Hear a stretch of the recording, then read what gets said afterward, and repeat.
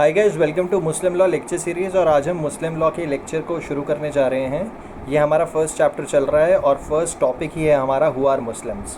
तो समझते हैं कि मुसलमान कौन है। Muslims for the purpose of the application of the Muslim law falls into two categories: Muslim by birth or origin and Muslim by religion or conversion. Person who professes Islam or person who undergo the formal ceremony of conversion.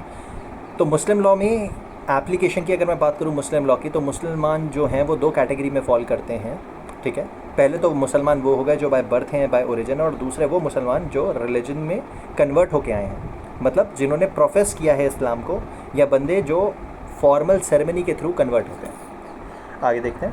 According to Shariat, even if one of the parent is a Muslim the child will be a Muslim. अब शरीयत के हिसाब से अगर एक भी माँ बाप में से कोई एक भी इंसान मुसलमान है तो बच्चा मुसलमान ही होगा। It has been seen that under Hindu law, if one of the parent is a Hindu and the other is Muslim, and if the child is brought up as a Hindu, the child will be a Hindu.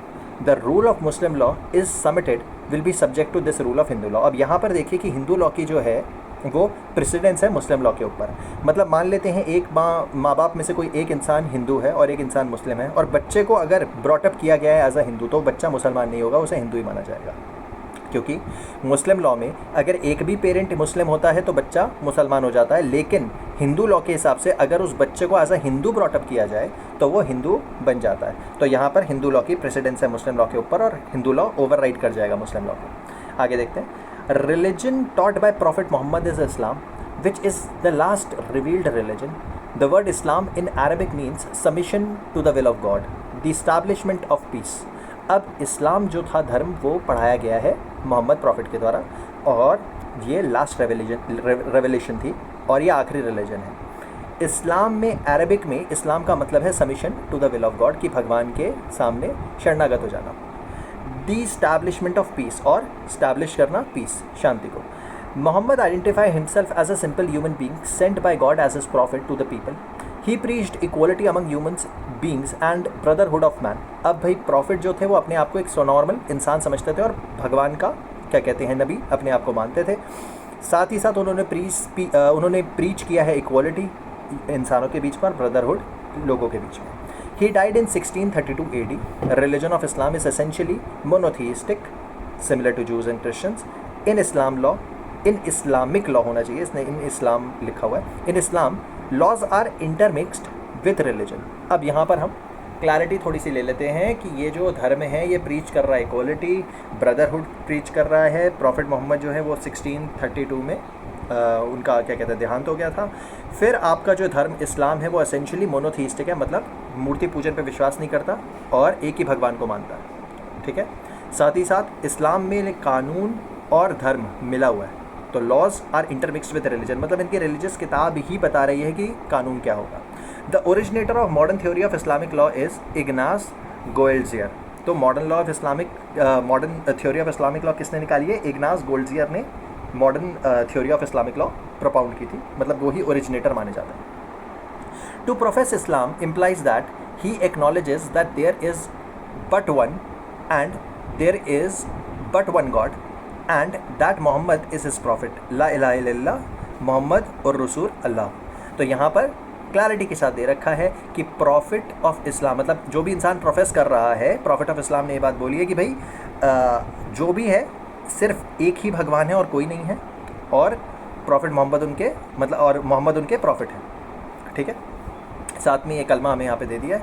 आगे देखते हैं। It is not necessary that he should observe any particular rites और ceremonies और be an orthodox believer in that religion. It is sufficient if he professes the Mohammedan religion in the sense that he accepts the unity of God and the prophetic character of Mohammed. तो किसी भी इंसान को अगर मुसलमान बनना है तो ज़रूरी नहीं है कि उनको कोई सेरेमनीज़ करनी पड़े या कोई पर्टिकुलर राइट्स करने पड़े। बस एक ही चीज़ इंपॉर्टेंट है कि वो ऑर्थोडॉक्स बिलीवर होने चाहिए इस धर्म के, और सफिशिएंट है कि वो मोहम्मदन रिलीजन में, ये बात सफिशिएंट होगी कि वो एक्सेप्ट करे यूनिटी ऑफ गॉड की, मतलब एक ही भगवान है और जो मोहम्मद है वो उनके प्रॉफिट। टॉपिक नंबर 2 पे आ जाते हैं, सोर्सेज ऑफ मुस्लिम लॉ। अब क्या क्या सोर्सेज हैं मुस्लिम लॉ के वो देखते हैं। The following are the 8 important sources of Muslim law. अब 8 इंपॉर्टेंट सोर्स हैं मुस्लिम लॉ के। According to Mulla, there are 4 sources, formal sources of Muslim law, namely Quran, Hadith, Ijma, Qiyas. अब यहाँ पर आप चीज़ों को याद रखेंगे कि वैसे 8 सोर्स हैं मुस्लिम लॉ के। मुल्ला जो कि सरदिनशाह फरदून जी मुल्ला थे, उन्होंने 4 सोर्स बताए हैं जो मेजर सोर्स हैं, जो पर्टिकुलरली क्वेश्चंस में आते भी हैं। तो कुरान, हदीस, इजमा और क़यास, जैसे आप KHIQ करके याद कर सकते हैं, ठीक है। कुरान, हदीस, इजमा एंड क़यास, यही 4 मेजर सोर्स हैं। अब कुरान समझते हैं, कुरान क्या है। The Muslim consider the Quran as the basis of their law. They believe that the Quran is Al-Furqan, that is one showing the truth as distinguished from falsehood and right from wrong. The Quran runs into about 6,000 verses, but only 200 deals with legal principle, and these only about 80 verses deals with laws of personal status. अब यहाँ पर हमें एक चीज़ समझ आ जाती है कि जो कुरान है उसे अल-फरक़ान कहा गया है, कि जो झूठ को सच से अलग करती है, सही को गलत से अलग करती है। कुरान में 6,000 वर्सेस हैं, जिसमें से 200 जो हैं वो लीगल प्रिंसिपल्स के साथ डील करती हैं, और 80 वर्स हैं जो डील करती हैं लॉज ऑफ पर्सनल स्टेटस के साथ। आगे देखते हैं द सुन्ना, जिसे सुन्ना भी कहा जा रहा है, ठीक है। The second source of Muslim law, ये सेकेंड सोर्स है मुस्लिम लॉ का। अकॉर्डिंग टू इस्लाम इज़ सुन्ना, that is precepts of profit, जिसे हम रूल ऑफ लॉ भी कह सकते हैं। It is to be distinguished from hadith, that is traditions of prophet, saying और occurrences। अब सुन्ना हदीत से अलग होती है, ये यहाँ पे क्लियर हो गया। जो आपका सुन्ना है वो प्रीसेप्ट्स ऑफ प्रॉफिट है, मतलब जो रूल ऑफ लॉ है वो हो गया आपका सुन्ना, और हदीत हो गया आपका traditions of prophet, that is saying and occurrences, ठीक है। और ये सेकंड सोर्स है मुस्लिम लॉ का, सेकंड मोस्ट इंपॉर्टेंट सोर्स है। तो सबसे पहले हमने देख लिया कुरान, उसके बाद हमारे पास आ गया है सुन्ना।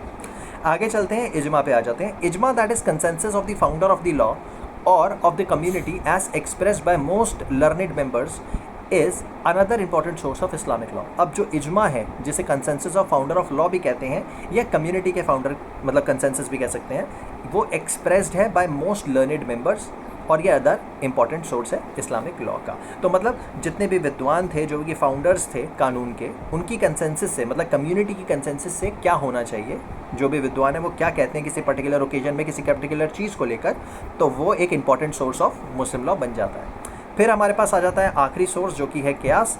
क़यास क्या कहता है गाइस? इसे आप कह सकते हो एनालॉजिकल डिडक्शंस, ठीक है। क़यास हमारा एनालॉजिकल या एनालिटिकल डिडक्शन, जिसे मैं कहूँगा एनालिटिकल डिडक्शन है। It is the collection of rules और principles deductable by the methods of analogy and interpretation from the first 3 sources. अब बाकी के 3 सोर्सेज को यूज़ करते हुए, एनालाइज करते हुए आप क्या डिड्यूस कर सकते हैं, उसको आप कहेंगे क़यास। मतलब इजमा ने क्या सोचा, सुन्ना में क्या लिखा है, कुरान में क्या लिखा है, इन सब चीज़ों को आप एक साथ लेते हुए देखेंगे। तो इन सब चीज़ों को जब आप क्या कहते हैं साथ में इस्तेमाल करेंगे तो क़यास पे आ जाएंगे। तो जो भी एनालिटिकली आप डिड्यूस कर पाएँ इन सभी सोर्सेज से, वो आ जाएगा क़यास। फिफ्थ जो इंपॉर्टेंट सोर्स है वो है हमारा custom and usage having the force of law. Custom and usage having the force of law को डिफाइन यहाँ पे एक्सप्लेन नहीं कर रखा है। इसके पीछे सब में बड़ा रीज़न ये है कि भाई कस्टम्स और यूसेज हर इंसान, हर कम्युनिटी के अपने पर्सनल होते हैं। तो ये नाम से ही हमें समझ आ जाता है कि कस्टम एंड यूसेज जो हैं, जो चीज़ें पहले से चली आ रही हैं, उन चीज़ों को हटाया नहीं जा सकता, और हर किसी के अपने कस्टम होते हैं, तो पर्टिकुलरली इस पर कुछ खास बोला नहीं जा सकता। इन शॉर्ट ये 5वां इंपॉर्टेंट सोर्स है। तो कस्टम और यूसेजेस को भी देखा जाएगा, ठीक है, पहले 4 के बाद। छठा सोर्स आ जाता है जुडिशियल डिसीजंस, जिसे फतवास भी कहते हैं। तो the decision of the Indian courts have considerably influence the tenants of Muslim law. It has been held that the courts, while administering the law, should not attempt to put their own construction on the Quran, in opposition to the express ruling of the commentators on Islamic law of great antiquity and high authority। अब Indian courts ने भी Islamic कानून को बहुत ज़्यादा modify किया है, और बहुत सारे डिसीजंस जो हैं मुस्लिम लॉ के कंटेक्स्ट में इंडियन कोर्ट्स ने दिए हैं, ठीक है। अब यहाँ पर एक चीज़ बस याद रखने की ये है कि कोई भी कंस्ट्रक्शन जो कोर्ट दे रहा है वो इस्लाम में दी हुई सोर्सेज के अगेंस्ट नहीं होनी चाहिए। फॉर एग्जांपल, अगर कुरान में कोई इंटरप्रिटेशन है तो उसी इंटरप्रिटेशन को उठाया जाएगा, उसी एक्सप्रेस रूलिंग को उठाया जाएगा, उसी कमेंट्री को उठाया जाएगा। अपनी खुद से दिमाग लगा के उस कमेंट्री के ऑपोजिट डिसीजन नहीं दिया जा सकता, ठीक है। ये बात हमें यहाँ पर भी क्लियर हो रही है that it has been held that courts while administering law should not attempt to put their own construction on the Quran. मतलब जब कोर्ट्स अटेम्प्ट कर रहे हैं इंटरप्रेट करने के लिए कानून को, तो अपनी खुद की कंस्ट्रक्शन कुरान पे नहीं डालेंगे। In opposition to the express ruling of the commentators on Islamic law of great antiquity and high authority. However, लेकिन अब देखते हैं, however the quotation from Muslim text should be so applied as to suit the modern circumstances and conditions. लेकिन जो भी quotations हैं Muslim कानून से, मुस्लिम टेक्स्ट से, should be so applied as to suit modern circumstances and condition, मतलब modern circumstances और conditions के साथ भी आपको एका बना के रखना पड़ेगा। पर ये चीज़ कोट की जाती है मुस्लिम टेक्स्ट में भी, ठीक है, कि आप कानून को, मुस्लिम कानून को अप्लाई करेंगे एका बनाते हुए आज के सर्कमस्टांसेस के साथ और कंडीशंस के साथ। Further the court are not at liberty to refuse to administer any portion of these tenets even though in certain respect they may not sound quite modern. अब यहाँ पर एक चीज़ को याद रखना है कि कोर्ट इनको नकार नहीं सकता सिर्फ और सिर्फ इसी वजह से कि भाई ये मॉडर्न नहीं है, या इनकी साउंड जो है ये they are not sounding very modern, ठीक है, बहुत रूढ़िवादी हैं, मतलब पुराने हैं, पिछड़े हैं। ये बात बोलकर ये नहीं कर सकते आप कि भाई कोई स्ट्रिक्ट इंटरप्रिटेशन को सेट असाइड कर दें। आपको उसके हिसाब से ही डिसीजन देना होगा। Neither the ancient text nor the precepts of Prophet Muhammad should be taken literally so as to deduce from them new rules of law, especially when such proposed rules do not conclude to substantial justice। अब देखो, ना तो ancient text ना ही precepts profit Mohammad के, उनको literal sense में नहीं लिया जा सकता, ठीक है। क्या बोल रहा है, वापस मैं बोलता हूँ, neither the ancient text not the precepts of prophet Mohammed should be taken literally so as to deduce from them new rules of law, मतलब नए रूल्स ऑफ लॉ को आप उनमें से डिड्यूस करने की कोशिश कर रहे हो इन एंशिएंट टेक्स्ट में से या प्रॉफिट मोहम्मद के प्रीसेप्ट्स में से, वो चीज़ अलाउड नहीं है। Specially when such propose rule do not conclude to substantial justice. अब मान लो अगर ऐसे रूल्स उन पोर्शंस को नहीं बता पा रहे जिसमें आपको जस्टिस करना है, इसका मतलब ये नहीं है कि आप इंटरप्रिटेशन लगाने लग गए और आप ज़बरदस्ती डिड्यूस कर रहे हैं प्रॉफिट मोहम्मद की प्रीसेप्ट से, ठीक है, वो काम नहीं किया जाएगा। सातवां जो इंपॉर्टेंट हमारा सोर्स है वो है हमारा लेजिस्लेशन। अब लेजिस्लेशन क्या कहता है, though Muslim law in India is not confined yet some aspects of it have been regulated by legislation, namely Shariat act 1937, dissolution of Muslim marriage act 1939 etcetera. अब याद रखेंगे दो कानून हैं हमारे सामने मोटे मोटे जो हमारे लेजिस्लेशंस के द्वारा आए हैं इंडिया में, वो हैं एक तो शरीयत एक्ट 1937 का, ठीक है, और दूसरा है dissolution of Muslim marriage act 1939। अब ये कानून बेशक भारत सरकार के द्वारा लाए गए हैं, लेकिन इनका as a source, as an authority of Muslim law ये 7वें नंबर पे आता है। मतलब सब में पहले तब भी कुरान को ही देखा जाएगा, शरीयत एक्ट को या dissolution of Muslim marriage act को बहुत लेट देखा जाएगा, ठीक है, 7वें नंबर पे आता है। आखिरी हमारा आता है 8वें नंबर का जो सोर्स है वो है justice, equity and good conscience. Justice, equity and good conscience में क्या लिखा हुआ है, कहता है where there is a conflict of opinion and there is no specific rule to guide the court follows the opinion which is more in accordance with justice, equity and good conscience. अब देखो जहाँ पे conflict है opinion का, कोई specific rule नहीं है guide करने का कोर्ट को, तो कोर्ट के ओपिनियन में, ठीक है, the court follows that opinion, तो कोर्ट वो ओपिनियन को फॉलो करेगा विच is more accordance with justice, equity and good conscience, मतलब जो जस्टिस, इक्विटी और गुड कॉन्शियंस के साथ ज़्यादा एका रखता होगा, तालमेल बिठा रहा होगा कानून, उसी कानून का वही ओपिनियन को अपहेल्ड करते हुए कोर्ट कानून पारित करेगा, या मतलब क्या कहते हैं, कानून को लागू करेगा, ठीक है। आगे देखते हैं, अब आ जाते हैं हम मुस्लिम पर्सनल लॉ पे, शरीयत एप्लीकेशन एक्ट 1937 पे। शरीयत एप्लीकेशन एक्ट 1937 क्या बोलता है, तो शरीयत means the canon law of Islam और टोटलिटी ऑफ अल्लाह's कमांडमेंट्स, ठीक है, हुक्म जिन्हें कहा जाता है। तो शरीयत का मतलब है कैनन ऑफ इस्लाम और totality of Allah's commandment. It is not law as commonly understood. अब यूजुअली हमें लगता है शरीयत कानून है, लेकिन शरीयत लॉ नहीं है, कानून नहीं है। It is basically a code of obligation where legal consideration have a secondary place. अब ये एक तरीके का क्या है, ये कोड ऑफ ऑब्लिगेशन है, एक तरीके का ऑब्लिगेशन है जहाँ पर कानूनी कंसिडरेशन की दूसरी जगह है, मतलब सेकेंडरी प्लेस आती है, प्राइमरी प्लेस नहीं है, सेकेंडरी प्लेस है कानूनी कंसिडरेशन की। According to Shariat there are 5 kinds of religious injunctions, 5 तरीके की रिलीजियस इंजंक्शंस हैं शरीयत के हिसाब से। द शरीयत एक्ट 1937 जो इफेक्ट में आया 7 अक्टूबर 1937 से, provides a statutory recognition to the rule of Islam that its laws apply to all who professes the religion of Islam। अब शरीयत एक्ट 1937 एक स्टैट्यूटरी रिकग्निशन देता है रूल ऑफ इस्लाम को, और कहता है जो भी इंसान इस्लाम को कबूल करके बैठे हैं, प्रोफेस करके बैठे हैं, उन पर ये कानून एप्लीकेबल होगा। It makes Muslim law applicable expressly to all Muslims.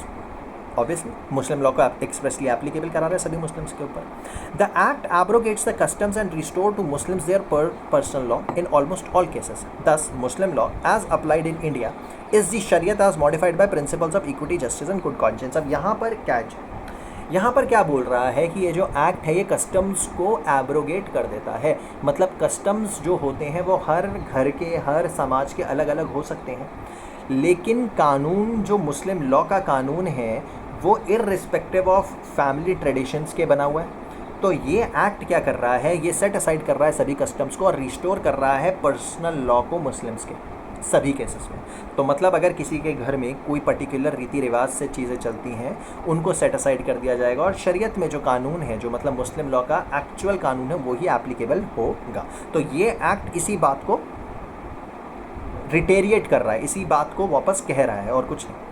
Thus the Muslim law as applied in India is शरीयत as modified by principle of equity, justice and good conscience। तो मुस्लिम लॉ जो India में apply होता है वो शरीयत ही है, लेकिन शरीयत हल्का सा मॉडिफाइड है। किस फॉर्म में? Equity, justice and good conscience की वजह से हल्का सा मॉडिफाइड, ठीक है, करके उसे अप्लाई किया जाता है इंडिया में। The Muslim law is applicable by courts in India to Muslims, not in all but in some matters only. It has been held that as regards marriage and divorce, the Shariat Act requires court to apply Muslim law only if both the parties are Muslims. If therefore only one of them is a Muslim, the act will not apply। ठीक है, अब यहाँ पर आपको एक और चीज़ clear हो जाती है कि जो मुस्लिम लॉ है वो एप्लीकेबल है कोर्ट्स में इंडिया में सभी मुसलमानों पर, और उनके कुछ ही मैटरों पर, सभी मैटरों पर नहीं। ठीक है, ये मैटर कौन से हैं? मैरिज और डाइवोर्स के मैटर्स हैं जिनमें शरीयत लगता है। साथ ही साथ शरीयत कानून ये कहता है कि कोर्ट जो है वो मुस्लिम लॉ को अप्लाई करेंगे उन्हीं केसेस में जहाँ पर दोनों पार्टी मुसलमान हो। अगर उनमें से कोई एक भी मुसलमान नहीं है तो शरीयत का कानून अप्लाई नहीं होता है। ठीक है, यहाँ से मुझे लगता है आपको ये क्लियर हो जाए। अब हम अपने अगले टॉपिक पे आ जाते हैं, स्कूल्स ऑफ मुस्लिम लॉ पे, कि भाई कौन कौन से स्कूल्स हैं। ठीक है, ये हमारा टॉपिक नंबर 3 है, इसे देखते हैं।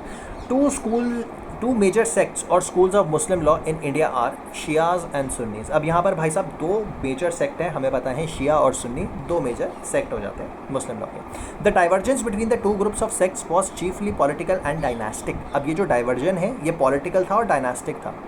ठीक है, इसका एक्चुअल धर्म से कोई मतलब नहीं है, इसका मतलब है पॉलिटिक्स से और डायनास्टी से। Doctrinal and legal difference began to grow only in the course of time. अब जो डॉक्ट्रिनल, ठीक है, जो मतलब प्रिंसिपल डिफरेंसेस हैं इनके बीच में, मतलब प्रिंसिपल मतलब सिद्धांतिक तौर पर जो इनके बीच में विभिन्नताएं हैं वो उजागर हुई समय के बाद ही, कुछ समय के बाद ही, एकदम से नहीं आई। शुरुआत में ये पॉलिटिकल और डायनास्टिक ही था और कोई डिफरेंसेस नहीं थे, लेकिन सिद्धांतिक रूप से डिफरेंसेस बाद में आना शुरू हुए। The Sunni base their doctrine on the entirety of the traditions and regard the decisions of imams of the general body of jurists as supplementing to Quranic rules as equal to authority to them।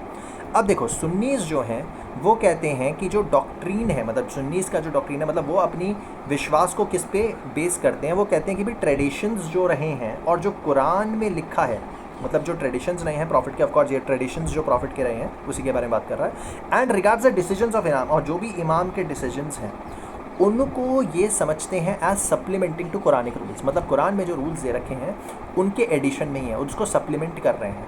ठीक है, उसको substitute नहीं कर सकते, उसे सप्लांट नहीं कर रहे हैं, सप्लीमेंट ही कर रहे हैं, मतलब उसके एडिशन नहीं है कुरानिक रूल्स के। ठीक है, और उनकी बराबर की अथॉरिटी है।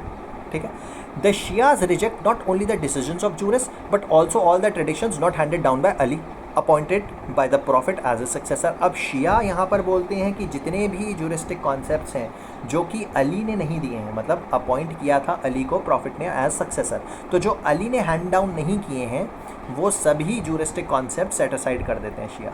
शिया इन चीज़ों पर विश्वास नहीं करते, वो ट्रेडिशंस को भी सेट असाइड कर देते हैं। ठीक है, अच्छा आगे क्या कहते हैं? दे आर दस कॉल्ड एज शियाए अली और फैक्शन ऑफ अली। तो शियाते अली कहा जाता है शियाओं को, मतलब वो अली पे विश्वास करते थे और बाकी किसी, क्या कहते हैं, और अली के सक्सेसर्स पे अकॉर्डिंगली, और बाकी किसी, क्या कहते हैं, खलीफा वगैरह किसी पे विश्वास नहीं करते। There are 4 major schools of Sunnis. अब भाई सुन्नी के 4 मेजर स्कूल हैं, हनफी, शैफ़ी, मलिकी और हनबली। तो ये 4 हमारे मेजर स्कूल आ जाते हैं, हनफी, शैफ़ी, मलिकी और हनबली। और शिया कंप्राइजेज ऑफ 2 स्कूल्स, जो मेजर 2 स्कूल हैं, इस्माइलिया एंड इतना शरिया। ठीक है, तो इस्माइली और इतना शरिया आपके 2 स्पेसिफिक स्कूल्स हैं जो आते हैं आपके शिया लॉ में। और सुन्नियों में हमने 4 स्कूल देख लिया, हनफी, शैफी, मलिकी और हनबली। अब हम आगे बढ़ते हैं।